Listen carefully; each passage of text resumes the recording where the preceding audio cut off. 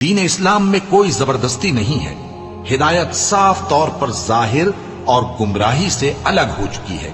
تو جو شخص بتوں سے اعتقاد نہ رکھے اور اللہ پر ایمان لائے، اس نے ایسی مضبوط رسی ہاتھ میں پکڑ لی ہے جو کبھی ٹوٹنے والی نہیں، اور اللہ سب کچھ سنتا ہے، سب کچھ جانتا ہے۔ جو لوگ ایمان لائے ہیں ان کا دوست اللہ ہے کہ اندھیرے سے نکال کر روشنی میں لے جاتا ہے، اور جو کافر ہیں ان کے دوست شیطان ہیں کہ ان کو روشنی سے نکال کر اندھیرے میں لے جاتے ہیں۔ یہی لوگ اہل دوزخ ہیں کہ اس میں ہمیشہ رہیں گے۔ بھلا تم نے اس شخص کو نہیں دیکھا جو اس غرور کے سبب سے کہ اللہ نے اس کو سلطنت بخشی تھی، ابراہیم سے اپنے پروردگار کے بارے میں جھگڑنے لگا؟ جب ابراہیم نے کہا میرا پروردگار تو وہ ہے جو زندگی دیتا ہے اور موت دیتا ہے، وہ بولا کہ زندگی اور موت تو میں بھی دے سکتا ہوں۔